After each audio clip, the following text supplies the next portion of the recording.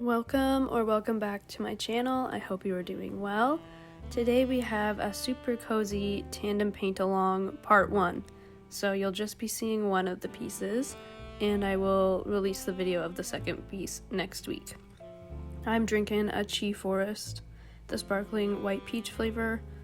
I'm obsessed with these right now.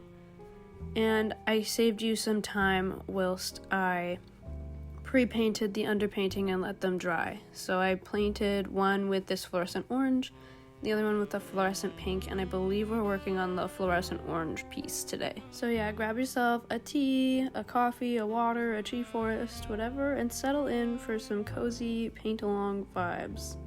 I've set up my pieces on a piece of cardboard. It just taped them down using a grid washi tape so that the border is the same all the way around. Highly recommend that. But I put them on cardboard because I like to be able to spin my painting freely, so I can move the piece of cardboard however I would like, but the pieces are still taped down, so I know that my edges will be crisp. And they're taped to cardboard that I don't care about, so if I paint over the tape, it's not the end of the world.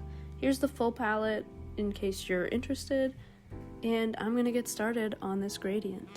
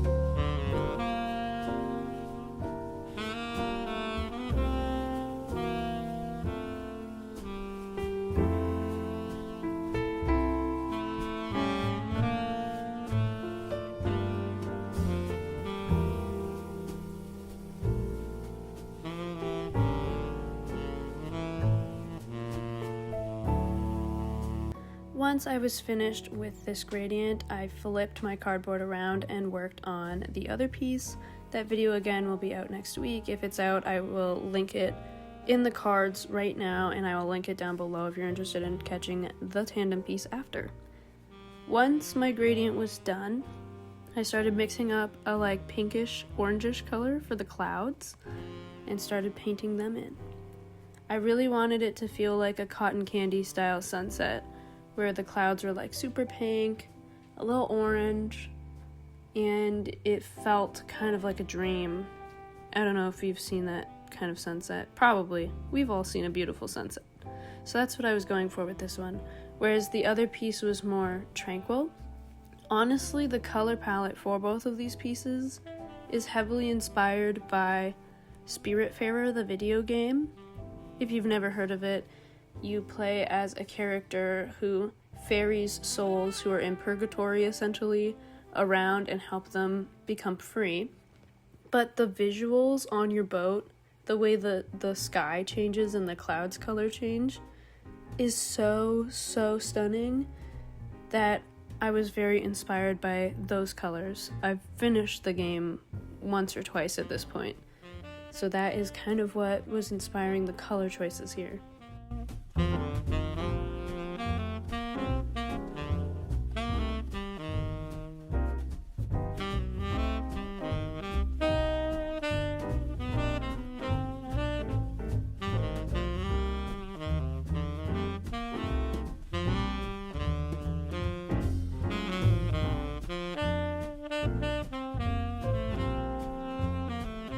I did change up the camera angle here, which makes it a little harder to see what I'm doing because I'm left-handed and I didn't think about it. I apologize. Next time I will not.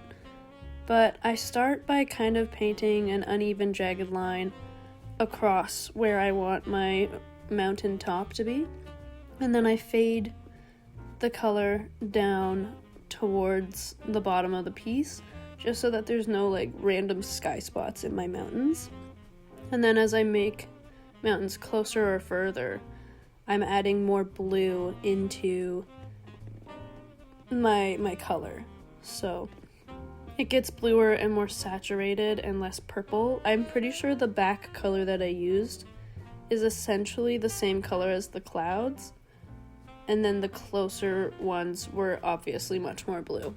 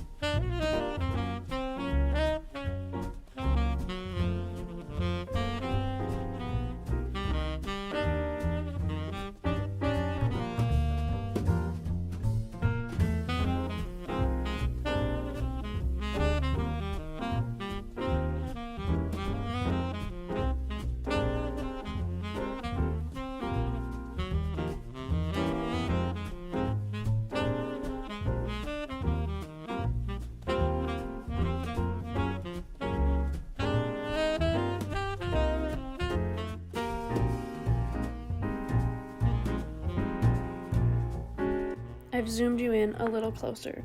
This piece didn't quite feel done yet. I wanted some birds flying. So that's what I'm working on here. You can see the other pair of birds much more clearly as I'm painting them. But I'm just taking my liner brush and then very, very, very carefully flicking some wings out from a small center dot. Dude, my butthole was clenched the whole time I was making these birds. I was physically stressed because I knew that if I did it wrong that I would like kind of ruin the whole piece. But they turned out great. I did a good job. There was no need to stress. Well, maybe. I think a little need to stress, but nothing crazy. I'm trying to figure out how to get my hand across there, and then I ended up doing the over top situation. We can hold our breath together as I paint this bird.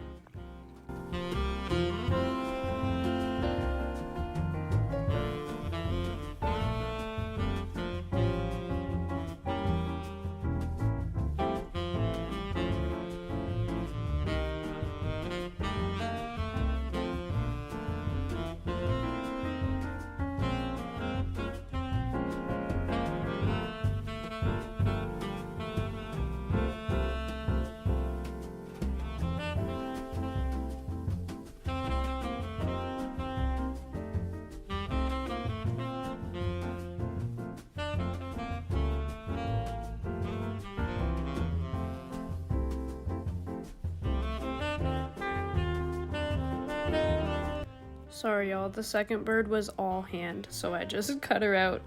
But there it is. Never mind, maybe it's not all hand, just the dot placement was all hand. Here we go. We got this. We got this. And flick. Nice. And flick. Ta-da! It's so small, I'm like barely using any of my paintbrush. You can see that it's just like the two bristles on the end, putting in all the work for these little birds. I'm thinking of getting a nail art liner brush for those little moments. I think that would make my life easier. And now I'm doing the tape peel, the satisfying tape peel. Enjoy watching these crisp edges come to life. If you've made it this far, thank you so much for watching. We are approaching the end of the video. I would really love it if you liked and subscribed and maybe even shared this with a friend. It would help me out more than you'll ever know.